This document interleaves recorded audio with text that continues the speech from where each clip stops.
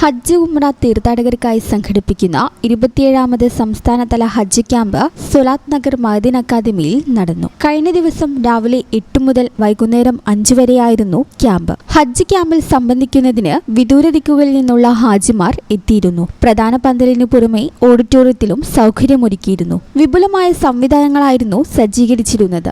Madin chairman Sayyid ഇബ്രാഹിമുൽ Khaleel അൽ Bukhari camp ഉദ്ഘാടനം ചെയ്തു. ഒരു പകൽ നീണ്ടുനിൽക്കുന്ന ക്യാമ്പിൽ മാതൃകാ കഅബയുടെ സഹായത്തോടെ കൂറ്റമ്പാറ അബ്ദുറഹ്മാൻ ദാരിമി ക്ലാസ് നയിച്ചു. ഹജ്ജ് യാത്രയുടെ സാങ്കേതിക വശങ്ങളെക്കുറിച്ച് സംസ്ഥാന assistant training organiser P Mujeeb Rahman class എടുത്തു.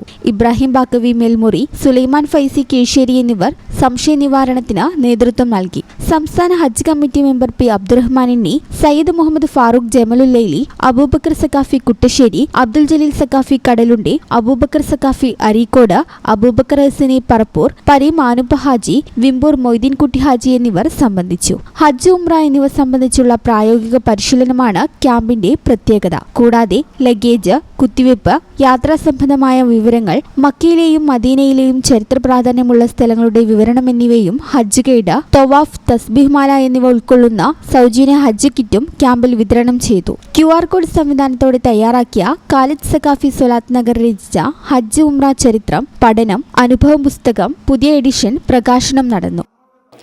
ഞങ്ങൾ ഹജ്ജ് ഹെൽപ്പ് ലൈന്, ഹെൽപ്പ് ഡെസ്ക് വ്യത്യസ്തങ്ങളായ പ്രോഗ്രാമുകൾ നടത്തുന്നുണ്ട്.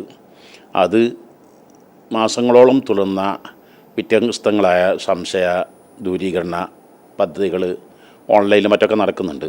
ഇങ്ങനെ ഫിസിക്കലായിട്ട് നടത്തുന്നത് ഓരോ വർഷത്തിലും ഒരിക്കൽ ഇന്ന് രാവിലെ 8 മണിക്ക് തുടങ്ങി വൈകിട്ട് 5 മണി വരെ അവസാനിക്കുന്ന ക്യാമ്പാണ് ഞങ്ങൾ നടത്തുന്നത്.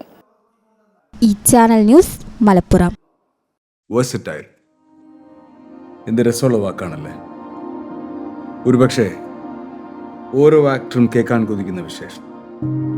ഓരോ സ്ക്രിപ്റ്റ് കേൾക്കുമ്പോഴും ഓരോ കഥാപാത്രത്തെ പരിഗണിക്കുമ്പോഴും എന്തായിരിക്കും ഞാൻ ആഗ്രഹിക്കുക?